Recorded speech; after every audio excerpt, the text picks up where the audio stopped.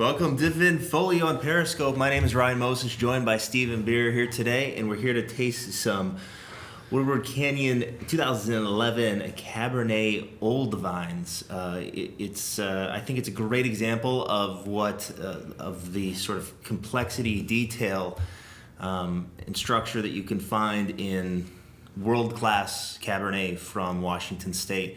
Usually in great vintages, it's one of the top wines of the vintage, alongside names like Gilseda Creek and Sheridan. Comes from some of the top vineyards in Washington State, including Shampoo Vineyard. And we're looking at a great 2011 vintage, which is sort of a stereotype that a lot of people have to shake, because 2011 was so challenging for other very big Cabernet growing regions. We've had this in the decanter for the last, hour or so, just to get a little bit of air, and we're going to taste. So obviously the reason we do this is to introduce some of the wines that we have at Vinfolio. We have this in stock and available for our clients, for people who aren't our clients yet but want to try some fantastic wine.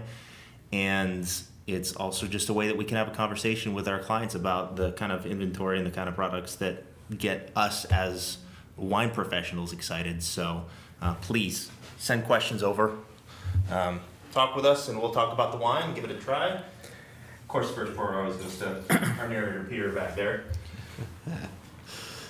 So I looked it up because again, most people think of 2011 and it's the danger vintage. Went on Wine Spectator and just looked at their vintage reviews, and Wine Spectator gave Napa overall an 86 that year. That was split between Mountain Fruit, which did pretty well, and Valley Fruit, which did quite poorly. Sonoma received an 83-point review. Washington was 89 points that year. So very solid year for Washington, though they had the cool temperatures that plagued the whole western seaboard. I never heard Western Seaboard. It's always Eastern Seaboard, but the West Coast. The West Coast. I guess we don't have a seaboard. Cool year, right? So, but it was a cool West Coast year. Lots of rains, lots of trouble.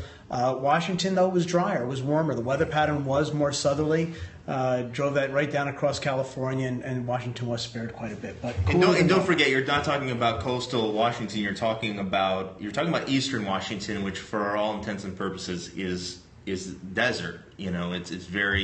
It's barren. I mean, if you ever take a trip to Red Mountain, it's just shocking to go from there and drive up to Seattle and just see the beautiful drive from up the Columbia River Gorge and through Red Mountain, and obviously if you're in that area, Walla Walla, and up to Seattle, and just to see how much dramatic change you get from all of the area across the state. So I think there's also a stereotype that it's rainy Washington, but it's not. And it contributes to one of the finest wine growing areas out there. It's really once you cross the Cascades, right? Get across the Cascades, right, and the water's and you lose the water. It's much like the Mojave Desert. It was formed by the rain gets all pushed out, and by the time it gets to the Mojave, it's just dry.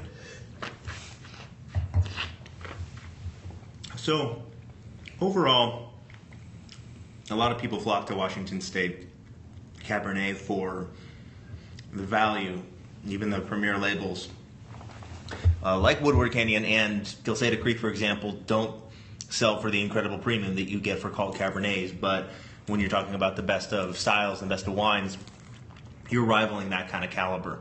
And that's one of the toughest things, is to find value in California Cabernet, and it's one of the easiest things to do in Washington State. But I think that's also a little bit of a sort of a colloquial conversation as well. It seems like that's beating a dead horse or what have you. That's sort of the conversation that everybody has.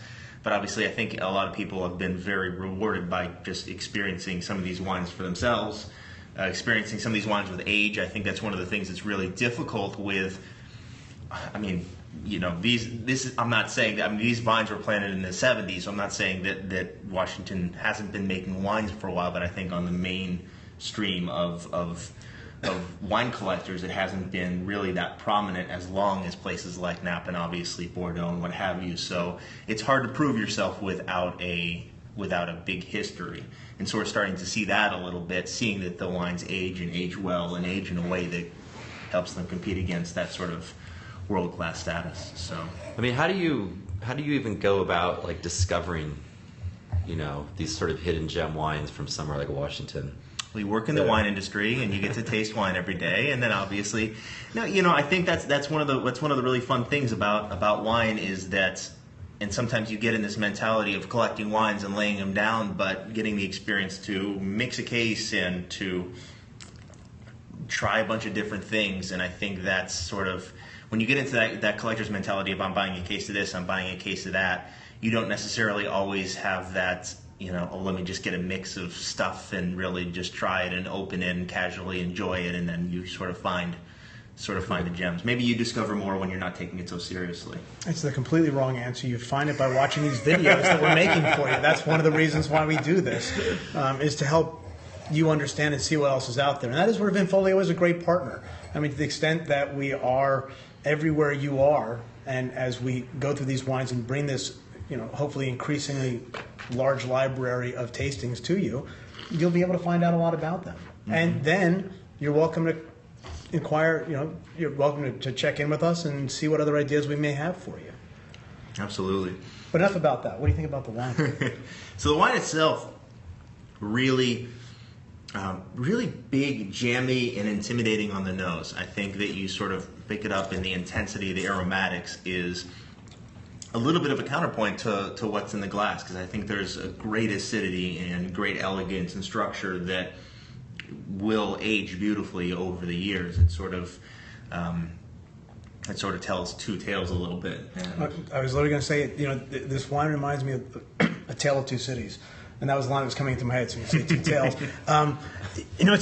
It's so on the palate, deep, rich, dark fruit. I mean, the color here, slight brown to the color, but you get that deep fruit, almost a chocolate, the rhubarb that people call about in some of these. Super acidic though. Mm-hmm. It is very. Mouth-watering. It is it's hard to have acidic. a little bit of a conversation here with the. And it hits you, and this is not soft. This is not. This wine is hitting you from both sides. It hits you from acidity. It hits you from fruit. The palate is interesting. And the finish is lovely. I mean, once that acidic bite goes off, mm-hmm. It's leaving you with just this long finish to it, and very pleasant. Yeah, I'm sure it would be a great food wine. Did you bring anything to eat? I didn't have enough to share, and my mom told me not to. Okay. So is the acidic hit initially? Is that something that as you age this wine, kind of evens out a little bit more? Absolutely. I mean, to me, as long as the fruit and the acidity are in balance, you're going to be okay, because the acidity will decline over time. But you get wines that are very acidic and have low fruit, then by the time the acidity goes away, your fruit's gone. Yeah. That will not be an issue with this. But this is obviously, this is not your pick up and drink tomorrow. This is, but then again, I'm always to the aging side. But this to me, you like to age your wine. I do. Just like Ryan, you like to decant your wine. Yeah. Steve likes to age his wine. Geez, 5 years from now, I bet you this is one of those ones you're like, I'm so smart to have bought this. And I bet you because it's got 2011 on the label too, you're not competing with a lot of people. The price is probably down as from the price point of entry. You have a great wine on your hands. Yeah, no, definitely, and it's something that again, we decanted it for an hour. If I were to drink this right now, I'd probably give it a little bit more time in the decanter. But just a few swirls in the glass, and it's drinking beautifully already. And it's definitely a wine that will reward some age. But it's also a great example, I think, of the old vine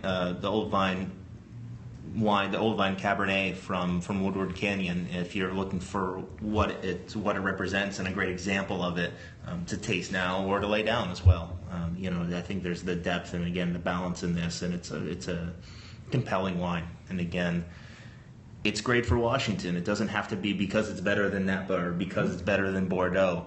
And the real champions of their category always really own their place and own their terroir and own their style, and then just do it better than their neighbors or do it with that much more care, that much more detail. Not large production here. You're talking about around 500 cases made in an average vintage, so it's not really widespread. And I mean, that's for their top wine for a vintage to go for the world. So it's really not much to go around. So we're happy to have what we have, and after tasting it, a little bit more happy to have what we have. This is just begging for steak with mushrooms. to me. This And is you like didn't bring the steak with mushrooms. Didn't have enough to have go around. enough. I ordered a petite fillet. No, I mean just a little bit of fat to cut that acid down. Yeah. The mushrooms to kind of pair with the richness in this wine. Yeah, would just be stunning. That's great. Just stunning. That's great.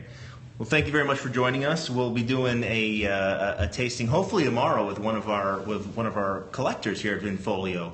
We've invited a few of our top collectors in to sort of share their perspective and share their wines. I think we'll be joining you around 4 o'clock again tomorrow. Is that right? 3:30, 4 o'clock, somewhere in there. Yeah, so we'll tweet about it right before it happens or earlier in the day when we have everything hammered out insofar as the wines. But just being able to talk with one of our top collectors I'm really looking forward to it. And again, it's a perspective that we love to share with our clients here at Vinfolio. So I really encourage you to join and come with questions. And this guy is one of the best. So we're really looking forward to it. Awesome. Thanks for joining us. Thank you. Cheers. Cheers.